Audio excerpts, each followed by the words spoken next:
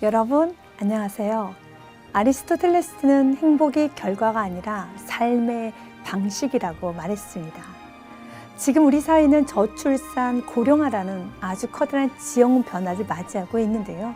길이 달라졌다면 지도도 새로 그려야겠죠. 아이도 어르신도 더 행복한 대한민국이 되기 위해 어디서부터 무엇이 달라져야 할까요? 전문가와 함께 새로운 미래를 설계하는 시간, 지식인 미래를 세우다. 오늘은 인구학 전문가 최진호 교수님과 함께 하겠습니다.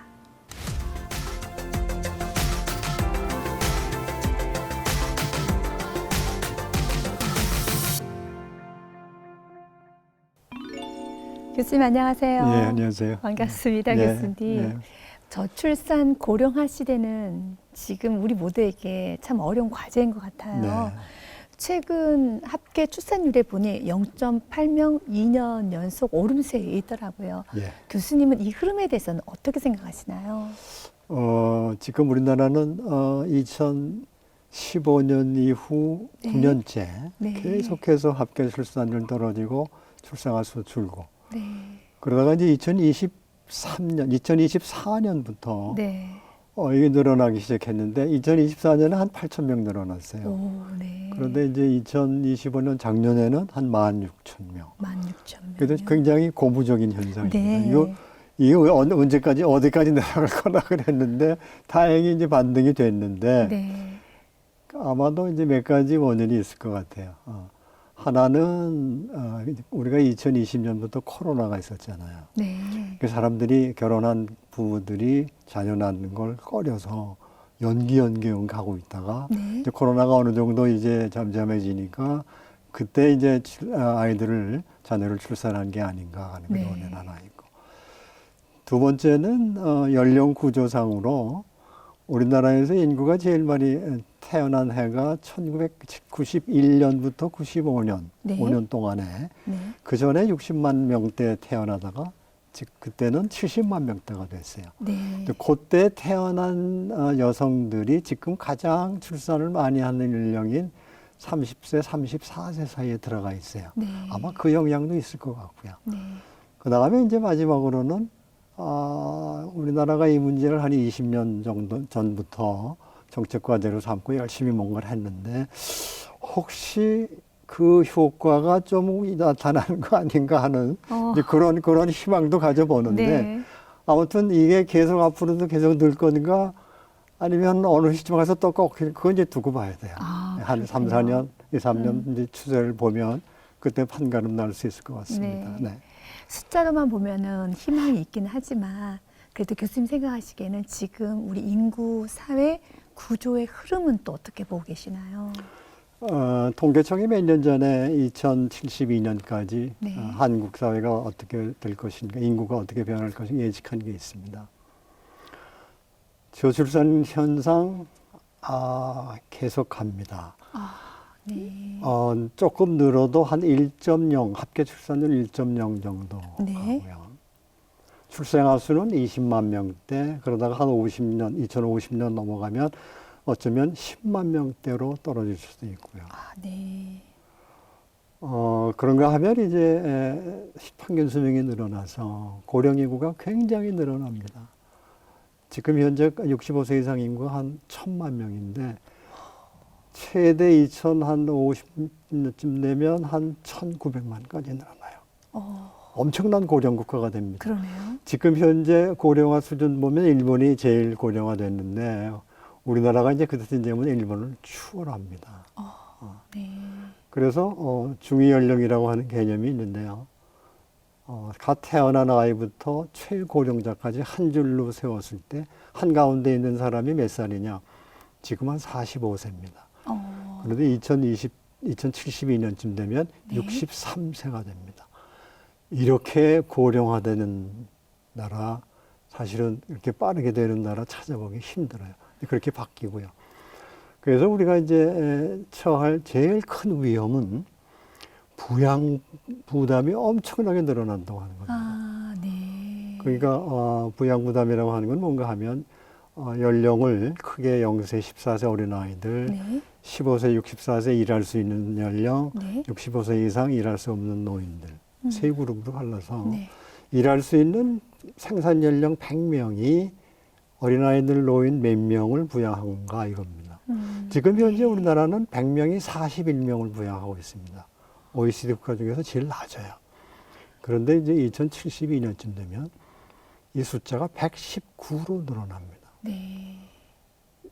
부양비가 119가 됐다는 거는 과거에도 없었고 아마 앞으로도 대한민국이 유일하지 않을까 생각돼요.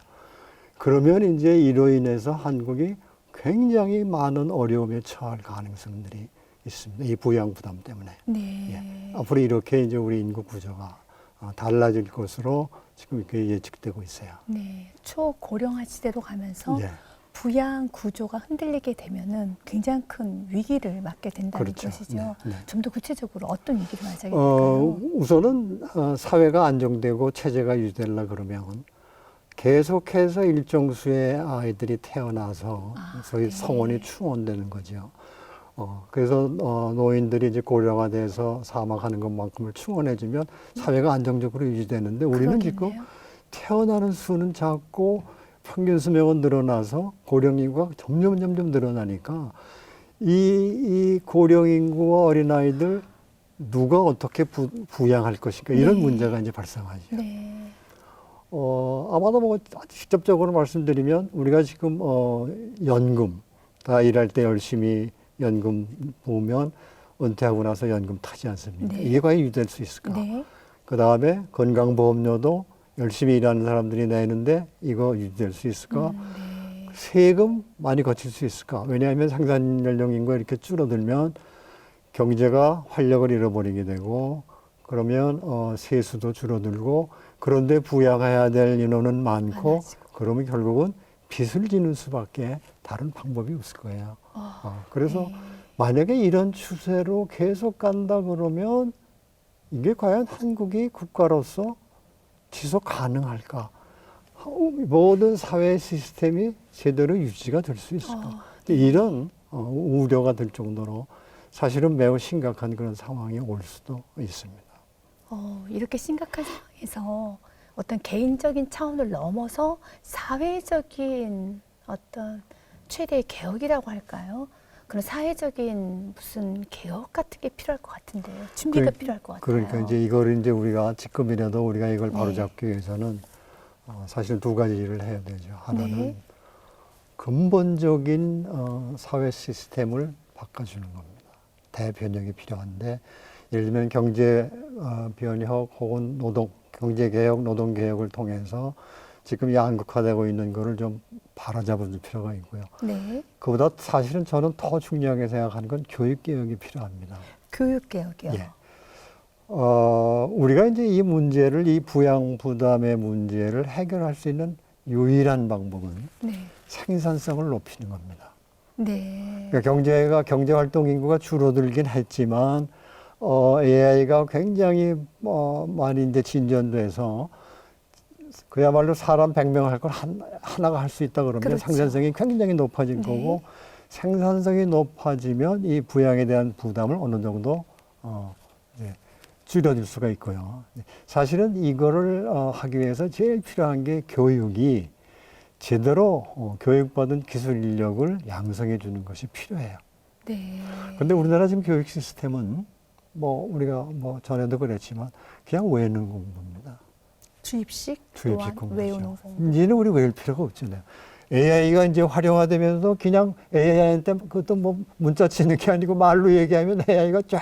근데 이거를 계속 우리는 외우고 있단 말이에요. 그러니까 빨리 이거를 외우는 게 아니고 창의력을 발휘해서 새로운 기술을 만들어낼 수 있는 그런 인재들을 교육이 만들어내야 되는데 우리가 아직 그렇게 되지는 않아요.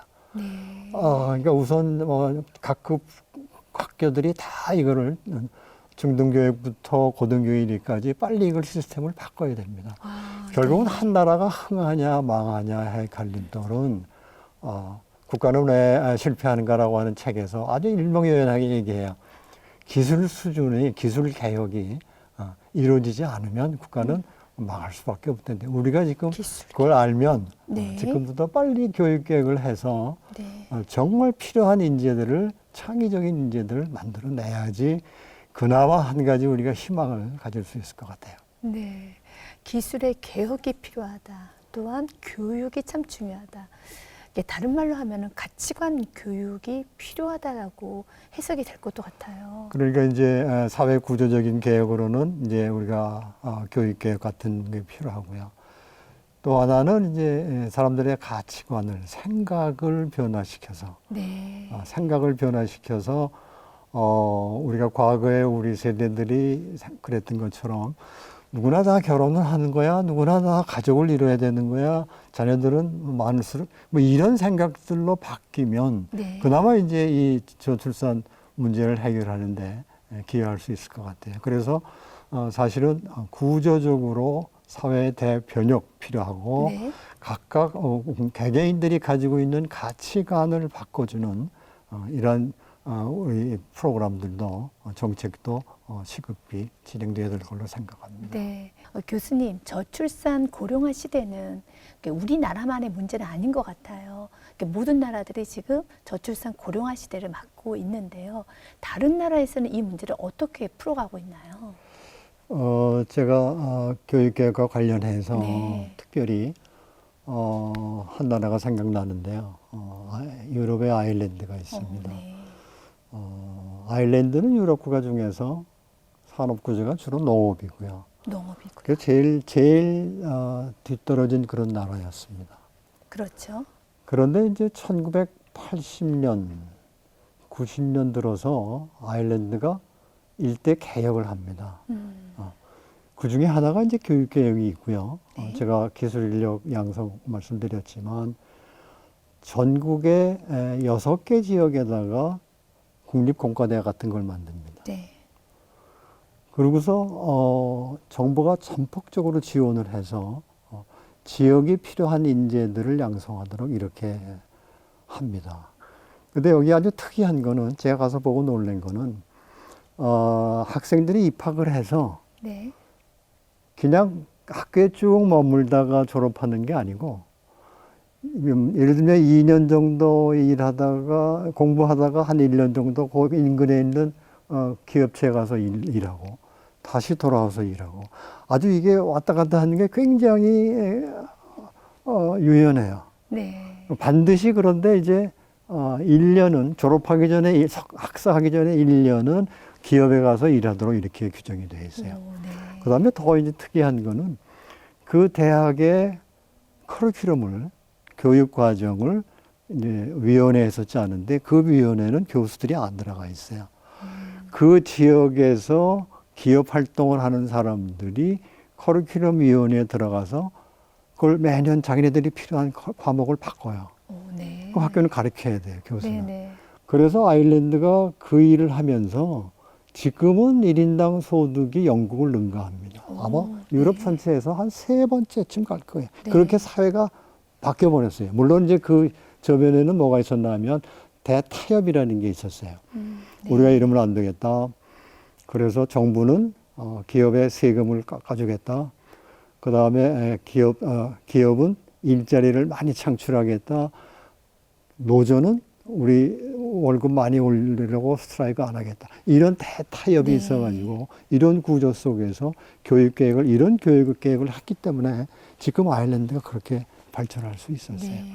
그러니까 우리나라도 앞으로 이 어려운 상황을 헤쳐나가려 그러면 결국 우리가 기댈 수 있는 거는 교육 계획을 통한 우수한 인재들이 나와서 기술 네. 혁신을 계속해서 이뤄내야 우리가 과거에 80년, 90년대에 이뤘던 그런 경제 성장을 이룰 수 있을 거예요. 네. 제가 보기엔 그것이 아마 유일한 타겟책이 아닌가 이렇게 생각이 돼요. 그렇군요. 교수님, 우리가 지금 현실은 저출산과 고령화 시대, 그럼에도 우리가 어떻게 살아가는 것이 참 행복하게 살아갈 수 있을까라는 그러한 부분에 있어서 교수님의 강의 듣고 싶습니다. 예.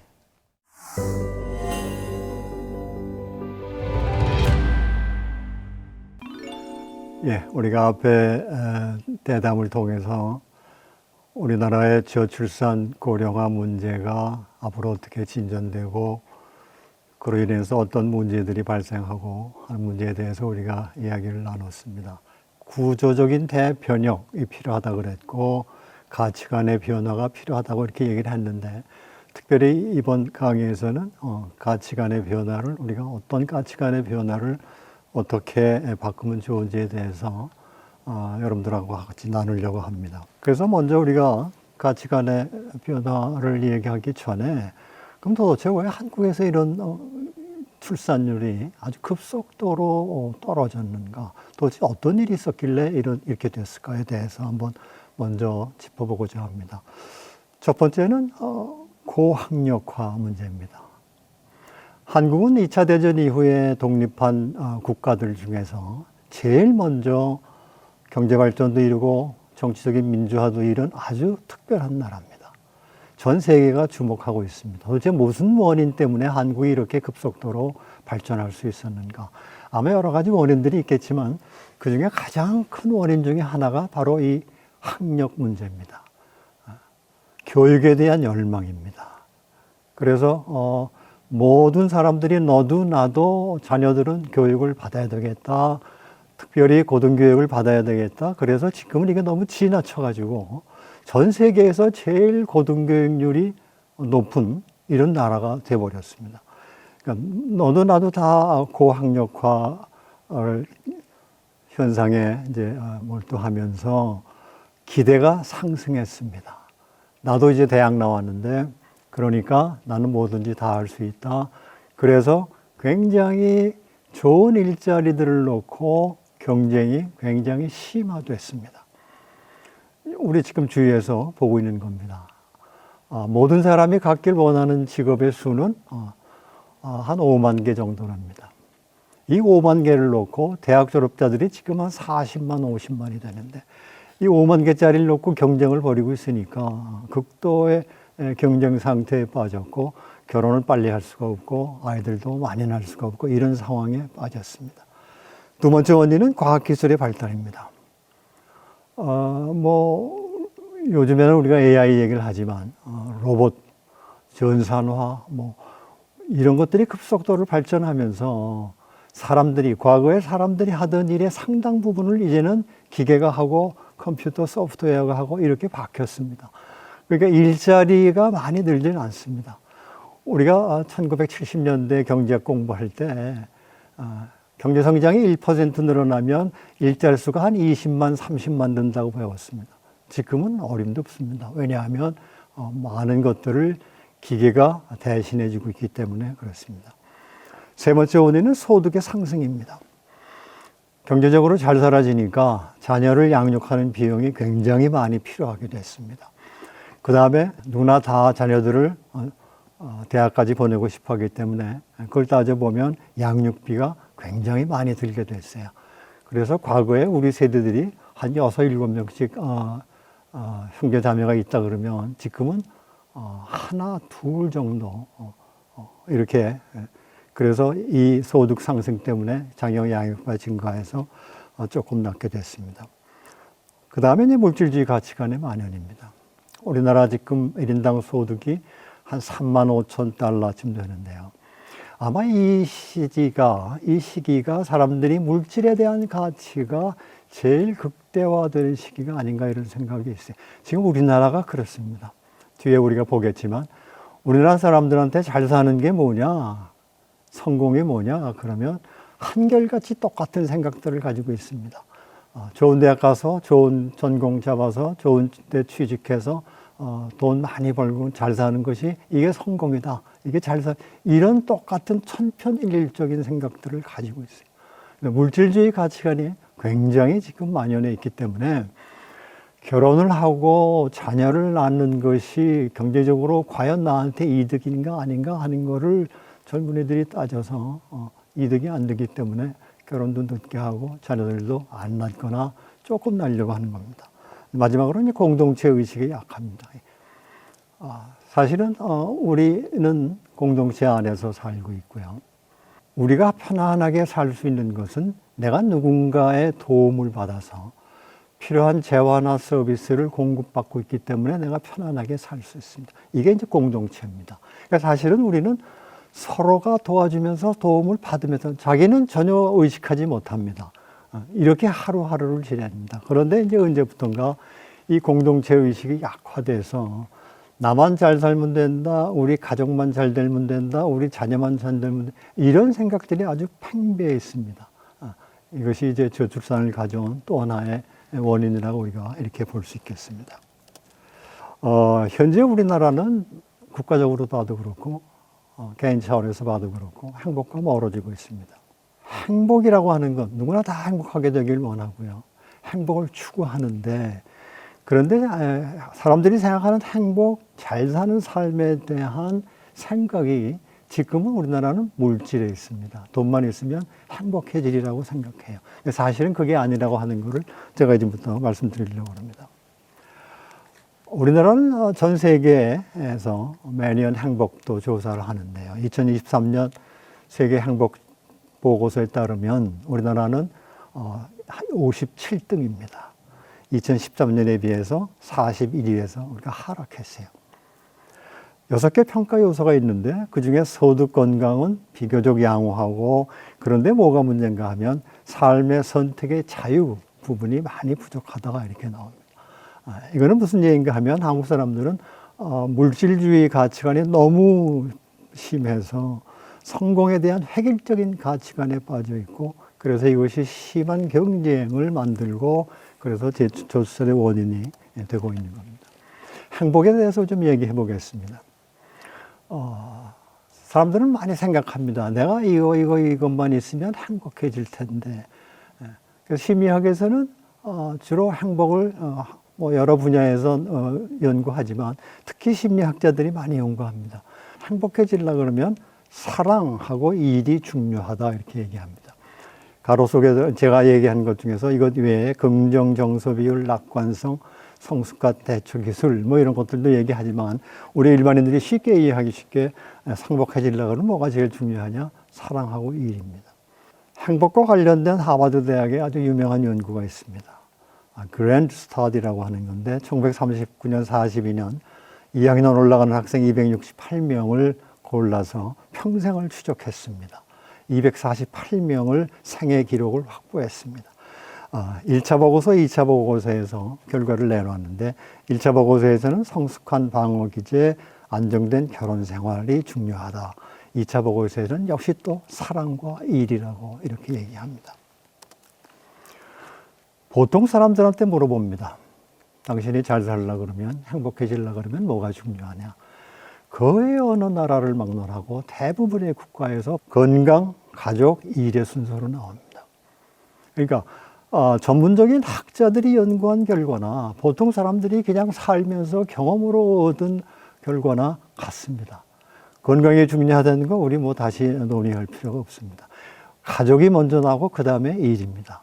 자, 그러면 왜 보통 사람들도 그렇고 학자들이 가족하고 일이 이렇게 행복했는데 아주 중요한 요체라고 얘기를 했을까? 가족은 사람들이 살아가는 데 있어서 아주 중요한 삶에 영향을 많이 주는 작은 단위의 공동체고 세계 어디서나 나타나고 있습니다. 과거에도 그랬고 지금도 그렇고 사람들이 사는 모습은 다 가정 안에서 삽니다. 왜 그렇게 가족이 중요한가? 모든 사람들은 가족 안에서 태어나서 양육되고 사회화되고 어려움에 처하면 가장 먼저 도움을 주는 사람들이 가족들이고 힘들 때 정서적인 안정을 주는 사람들도 가족들입니다. 그래서 가족이 사람들이 살아가는데 그렇게 중요한 겁니다. 몇 년 전에 퓨라고 하는 리서치 회사에서 비교적 잘 사는 17개 나라를 조사한 적이 있습니다. 질문은 당신의 삶을 의미 있게 만드는 것이 무엇인가? 라고 하는 겁니다. 한국을 제외한 14개국에서는 당연히 가족이라고 얘기가 나왔습니다. 그런데 한국은 17개 국가 중에서 유일하게 물질적 가치라고 풍요라고 이렇게 얘기를 했습니다. 한국은 그만큼 지금 이렇게 사람이 살아가는 데 중요한 가족 가치관이 굉장히 많이 약화되어 있고 거꾸로 물질에 대한 가치관이 굉장히 강해져 있습니다. 그래서 2022년 한국의 사회조사 결과에 따르면 사람들이 결혼을 안 하려고 합니다. 미혼 여자의 64.5%, 미혼 남자의 51.3%가 결혼을 해도 좋고 안 해도 좋고 이렇게 답변합니다. 그래서 만 쉬운이 되도록 결혼을 안 한 사람들이 2000년에는 남자가 한 2%밖에 안 됐는데요. 2035년쯤 되면 남자 한 30%, 여자 한 20%가 평생 결혼을 안 하고 삽니다. 이게 가족입니다. 두 번째, 그러면 왜 일이 이렇게 중요한가? 왜 일이 행복의 요체인가? 일은 바로 자아실현의 도구이기 때문에 그럽니다. 매슬로우라고 하는 심리학자가 5단계 욕구 이론을 얘기했는데 제일 밑에 생리적인 욕구부터 제일 위에 5단계가 자아실현의 욕구입니다. 이 일을 통해서 성취를 맛보고 몰입하고 만족감을 느낍니다. 이게 행복입니다. 사실은 가장 좋은 일 혹은 가장 좋은 직업은 내가 제일 좋아해서 가장 잘할 수 있는 직업이 가장 좋은 직업인데 우리나라 사람들은 내가 잘하는 직업이 아니라 모든 사람들이 생각하는 돈 많은 직업이 돈 많이 벌 수 있는 직업이 좋은 일이라고 직업이라고 생각을 해요. 대학에서 공부한 전공과 내가 지금 하고 있는 일이 합치된다라고 응답한 사람이 44%밖에 안 돼요. 사람은 누구나 다 몇 가지 재능을 가지고 태어나는데 사실은 자기의 재능을 살릴 수 있으면 그게 내가 좋아하는 일이고 신나서 할 수 있는 일인데 그냥 남들이 좋다는 부모들이 하라는 일을 하니까 이런 일이 나타나고 직업에 대한 만족도가 낮고 따라서 행복할 수가 없는 것. 그래서 우리가 해야 할 일은 어릴 때부터 우리 아이가 어떤 재능을 타고났는지를 알아서 그쪽으로 이 아이가 직업을 잡을 수 있도록 도와주는 것이 절대적으로 필요한, 우리 소위가 말하는 이것을 우리가 진로교육이라고 얘기를 하죠. 우리가 행복 그러면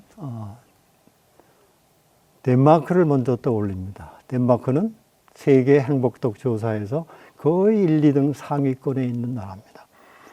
그럼 덴마크 사람들이 왜 행복할까? 덴마크 사람들 중에 한 여자가 덴마크 사람들이 행복한 10가지 이유를 책으로 냈습니다. 덴마크 사람들처럼이라는 제목의 책인데요. 거기 보면 행복 비결이 있습니다. 돈 많이 벌기 위해서 교육을 받는 게 아니고 자기가 좋아하는 일을 하기 때문에 사회 안에 내가 할 일이 꼭 있다. 이런 생각을 가지고 있습니다. 그 다음에 자유와 자율성입니다. 내 갈 길은 내가 정한다. 부모가 시키는 거 아니고 어릴 때부터 독립적으로 키워서 자율적으로 자기 인생을 개척을 합니다. 행복 그러면 성공 그러면 돈 많이 버는 거라고 생각을 하지 않습니다. 세 번째, 공동체 의식입니다. 내가 잘 지내야 나도 잘 지낼 수 있다. 이런 생각을 어릴 때부터 심어줍니다. 공동체 의식이 아마 덴마크처럼 강한 나라 찾아보기 힘들 겁니다. 제가 아까 말씀드렸지만 우리나라가 지금 물질주의 가치관이 팽배해 있고 가족 가치관이 약화되어 있고 공동체 의식이 약화돼서 지금 우리가 보고 있는 이런 저출산 초고령화 문제 때문에 앞으로 상당히 어려움이 많이 예견된다고 그랬습니다. 그래서 결국은 우리가 해야 될 일은 이런 잘 사는 삶에 대한 가치관을 바꿔줘서 너무 너도 나도 경쟁성에 내몰리는 게 아니라 각자가 자기가 잘할 수 있는 일을 찾아서 하고 더 나아가서 다른 사람하고 잘 어울려서 살 수 있는 그런 공동체 의식을 가지면 한국 사회가 굉장히 앞으로 어렵지만 그러나 젊은이들이 소망을 가질 수 있을 정도의 그런 사회가 될 수 있을 것으로 이렇게 기대해 봅니다. 특별히 청년 세대들한테 제가 부탁하고 싶은 말이 있습니다. 우리가 덴마크처럼 어릴 때부터 자율적으로 키워지지는 않았지만 이제 자기 인생을 책임질 정도의 나이가 되면 우리가 지금 얘기한 어떻게 사는 것이 잘 사는 길일까? 어떻게 하면 행복한 삶을 영위할 수 있을까에 대해서 아주 깊은 성찰을 하기 바랍니다. 남들이 얘기하는 것이 아니고 본인이 스스로 성찰해서 얻은 결론을 가지고 사람들 사이에 휩쓸리지 않고 자기 나름대로의 주관을 가지고 그렇게 살아갔으면 참 좋을 것 같습니다. 결국은 늦었지만 내가 무슨 일을 하면 잘할 수 있을까, 내가 좋아하는가를 늦었지만 그래도 계속 추구해서 기왕이면 그런 일을 하면서 행복하게 살 수 있으면 참 좋을 것 같습니다.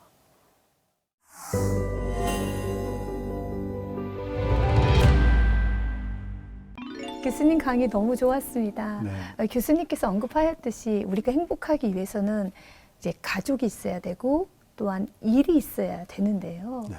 그런데 가족과 일, 이 두 부분에 있어서 또 우리가 해결해야 되는 현실적인 문제는 자녀를 잘 돌봐주는 어떤 사회적 시스템이 필요한 것 같아요. 그렇죠. 네. 네. 왜냐하면 지금 우리 사회는 맞벌이 부부들이 많거든요. 그러다 보면 자녀를 어떻게 돌봐야 되나. 그래서 이 부분에 있어서의 지금 돌봄 문제를 교수님은 어떻게 생각하시나요? 사실은 우리가 2005년부터 이 저출산 고령 사회 1차 계획을 할 때부터 시작은 우리가 이 돌봄에 관심을 가지고 어린이집을 지원해주는 이런 것부터 시작을 했어요. 네. 그래서 이제 그동안에 어린이집들이 많이 생겨서 그렇죠. 학교에 들어가기 전 유아들에 대한 돌봄은 그래도 꽤 성과가 있었는데 얼마 전까지만 해도 이제 문제가 초등학교 저학년에 대한 돌봄이 미흡해서 네. 일하는 젊은 엄마들이 굉장히 힘들어했어요. 어린이집은 그래도 뭐 퇴근 무렵까지 비슷하게 이제 돌봐주는데 초등학교 들어가니까 그게 하나도 없어진 거예요. 네, 맞습니다. 그래서 이제 엄마들이 어떻게 했나 하면 학원을 보내는 거예요. 네. 그것도 하나 가지고 안 되니까 한 두세 개 보내요. 맞습니다. 그래서 엄마가 올 때까지 학원에서 시간을 보내게 해요. 근데 또 이제 문제는 방학이 문제예요. 방학이 되면 하루 종일 쉬어야 되는데 그래서 네. 제가 그때 그 얘기를 듣고 네. 아, 이렇게 엄마들이 불편해하고 아주 힘들어하는데 왜 이거 우리가 못 해줄까? 네. 그래서 제가 한번 좀 조사해 봤어요. 이거 왜 안 되는가? 사실은 제일 좋기는 학교에서 방과 후 돌봄을 해주는 게 제일 좋죠. 네. 왜냐하면 시설이 있고. 그렇죠. 그때만 해도 이제 뭐 이미 초등학교 학생들이 줄어드니까 시설 다 안 쓰고 여유가 있어요. 그 다음에 급식 시설도 있고. 그렇죠. 그런 데서 이거 하면 왜 안 되나? 근데 알아봤더니 의외로 학교를 운영하는 분들이 혹시 사고 날까봐 기피하는 거예요. 책임을 져야 하기 책임을 때문에. 져야 되니까. 네. 그래서 이게 국가적으로 굉장히 이게 어려움을 겪고 있는 분들이 많은데 이거 안 되나? 그래서 사실은 그때부터 제가 이 문제에 관심을 가지고 이게 언제 되나 궁금해했어요. 근데 이제 최근 들어서는 늘봄 합격화해서 이제 학교에서 저학년들을 이제 돌봐주는 시스템이 이제 생긴 거죠. 네. 사실은 미국 같은 나라는 학교에서 교과 과목 끝내고 오후 시간에 나머지 무슨 예체능을 학교에서 가르쳐 줍니다. 그런데 우리는 그게 안 되니까 아이들이 다 학원을 가고 있어요. 네. 그래서 이제 다행히 늘봄 학교에서 초등학교 저학년부터 시작해서 앞으로 점차 이제 확대할 텐데 지금 이제 제도적으로 보면 사실 우리가 진작했어야 될 거예요. 네. 좀 늦은 감이 있어요. 네. 근데 뭐 늦었다 하더라도 지금이라도 우리가 이거를 전반적으로 좀 실시해서 전국 곳곳에서 다 이런 일들이 일어나면 참 좋을 것 같아요. 네. 그런데 교수님 정책이 자주 바뀌는 부분도 있더라고요. 그러니까 이제 특히 이 저출산 정책은 사실은 뭐 정권이 달라진다 그래서 달라지면 안 되죠. 지속성이 그렇죠. 있어야 되죠. 맞아요. 맞습니다. 물론 이제 바뀐다는 거는 우리가 그동안의 정책을 평가해서 혹시 뭐가 미흡한 부분은 이렇게 바꾸면 좋겠다. 뭐 그래서 부분적인 보완을 하는 정도의 변화는 괜찮지만 틀을 바꿔버리면 이게 다시 또 효과가 반감되죠. 그래서 네. 일단 이 방과 후 돌봄, 지역사회 돌봄도 그냥 틀을 유지하면서 부분적인 보완만 해나가는 식으로 앞으로 해야 될 거고요. 네. 이거를 하면서 이제 유의할 점이 몇 가지가 있는데요. 첫째는 지금 현재 돌봄 시스템은 몇 갈래로 이렇게 나눠져 있습니다. 아, 네. 초등 돌봄도 있고 지역사회 돌봄도 있고 게다가 뭐 저소득층 자녀들을 위한 뭐 이렇게 갈라져 있어요. 그러니까 네. 이거를 서로 중복되지 않게 보완되게 기능을 조정해주는 역할을 누군가가 해야 되는데 제 생각에는 아마 지방자치단체에서 그 역할을 해야 될 것 같아요. 네. 그래서 낭비되지 않고 중복되지 않고 혹시 문제가 생기면 조정도 해주고 통합해주는 역할을 각 시군 단위 정도에서 해주면 좋을 것 같고요. 네. 그런데 이제 사실은 이 돌봄의 상황이나 사회적인 환경은 지역에 따라서 도시냐 농촌이냐 대도시냐에 따라서 다를 겁니다. 그렇죠. 그러니까 이 지역에 알맞는 자기 지역에 부합되는 그런 돌봄 시스템을 각 지방자치단체가 자체적으로 시행할 수 있는 이런 융통성을 주는 게 필요할 것 같아요. 네. 그러니까 과거에 보면 우리 정책은 중앙정부가 정책을 만들면 전국에 똑같은 정책을 시행해야 되는 이런 일들이 많았어요. 근데 사실은 획일적이죠. 여건이 다르잖아요. 그렇죠. 근데 여건이 다른 걸 감안 안 하고 무조건 모든 정책을 똑같이 시행하다 보면 네. 시행착오도 생기고 부작용도 있고 낭비도 여러 문제가 있는데 이 돌봄 정책만큼은 각 지방자치단체에다 권한을 줘서 네. 그 책임하에 네. 하도록 이렇게 하면 참 좋을 것 같아요. 그래서 네. 아까 우리가 이 문제를 해결하기 위해서는 뭐가 필요할까? 사회적인 대변혁 필요하다고 얘기했고 네. 가치관이 변화되는 것도 필요하다고 얘기했어요. 근데 사실은 그것만큼이나 이 돌봄 문제는 정말 이 저출산 문제를 해결하기 위해서 아주 핵심이 되는 부분입니다. 네. 돌봄의 문제는 정말 우리 모두가 좀 노력해야 될 부분인 것 같아요. 그러면서 이 돌봄 정책 그리고 공동체가 다 같이 회복되는 것이 참 필요한 것 같습니다. 교수님께서 정말 우리나라 그리고 또한 우리 모든 공동체 또 우리 모든 조직에 있으신 모든 분들에게 이 부분만큼 꼭 좀 기억하고 이제 모든 부분을 좀 진행했으면 좋겠다라는 흔들리지 않아야 되는 어떤 기조와 같은 그런 말씀이 있다면 부탁드리겠습니다. 아까 제가 말씀드렸지만 우리 사회가 유지되는 메커니즘은 네. 내가 필요로 하는 거를 남들한테 주고 내가 필요한 걸 남들한테 도움 이렇게 이 사회가 그렇게 유지되는 겁니다. 네. 그런데 보통 사람들은 그 생각이 없어요. 사실은 우리가 하루하루를 편안하게 지낼 수 있는 거는 내가 하루에도 수십 명의 사람들의 도움을 받아서 지내기 때문에 내가 편안한 겁니다. 네. 그런데 거의 그런 의식 없이 나는 그냥 월급 받고 일하니까 내가 남한테 도움을 준다는 생각도 사실은 별로 안 해요. 나는 이 일을 왜 하는가? 내가 좋아서 하고 내가 이 일을 통해서 소득을 얻기 때문에 보통 이렇게 생각을 해요. 근데 사실은 그게 아니고 사회가 유지되는 메커니즘은 서로 도움을 주고받고 하는 거예요. 그렇죠. 네. 그러니까 특별히 이 돌봄 관련해서 정책을 수립하거나 관련 기관에서 종사하시는 분들은 사실 긍지를 가지셔야 되는 거죠. 내가 이 일을 함으로 해서 대한민국의 수많은 젊은 엄마들이 부부들이 편안하게 일에 매료할 수 있다. 그런 사실 자부심을 가져야 되는 거고 동시에 그 서비스를 받는 사람들은 참 그분들한테 대한 고마움을 느껴야 되는 거고요. 그러니까 사실은 그런 생각을 하면 다른 사람을 대할 때 태도가 조금은 달라질 수 있을 것 같아요. 네. 그러니까 제가 아까 강의에서도 공동체 잠깐 얘기 드렸지만 공동체 의식이 약화되면 그런 생각이 없으면 그냥 나만 생각하게 되고 우리 가족만 생각하게 돼요. 근데 우리나라가 사실 이제 그런 상황이에요. 그러니까 제가 뭐 몇 년 전에 신문에서 본 어떤 사진 한 장이 지금도 아주 선명하게 뇌리에 박혀 있어요. 무슨 사진인가 하면 어느 지역에서 장애인 학교를 세우려고 그랬어요. 네. 의외로 우리나라에는 장애인들이 많습니다. 맞죠. 근데 장애인들은 장애인들을 제대로 돌봐주고 교육시켜주고 하는 시설들이 굉장히 부족해요. 네. 그래서 이제 장애인 학교를 세우려고 했더니 그 인근에 있는 주민들이 그렇죠. 이거 오면 우리 아파트값 내려가는데 이거 안 된다. 그래서 결사 반대하고 그 사진에 신문에 난 사진은 무슨 사진인가 하면 거꾸로 앉아가지고 주민들한테 제발 이것 좀 하게 해달라고 호소하는, 읍소하는 네. 내용의 그 사진이에요. 그래서 제가 그걸 보고 굉장히 가슴이 아팠어요.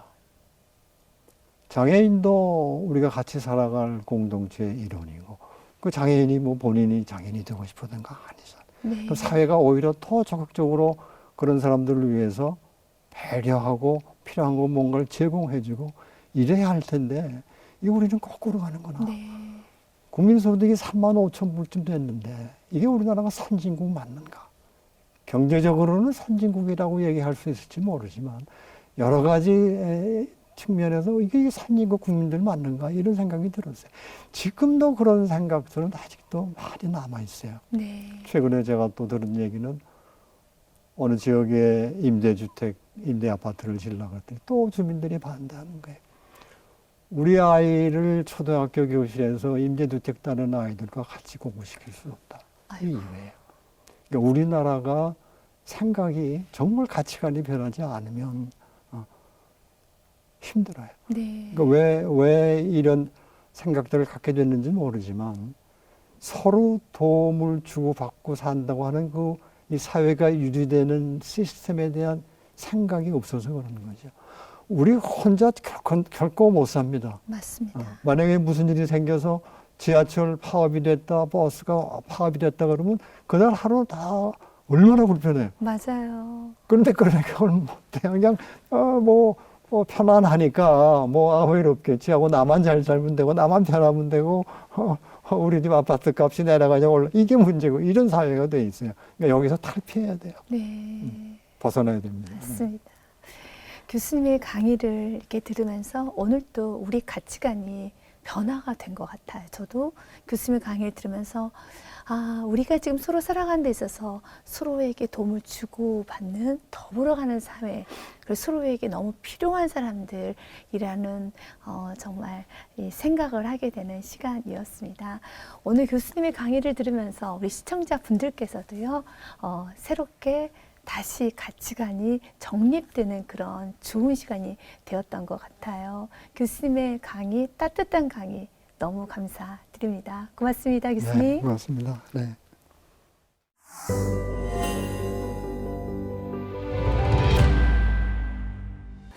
결국 행복한 사회는 혼자가 아니라 함께 할 때 만들어진다는 확신을 갖게 되었는데요.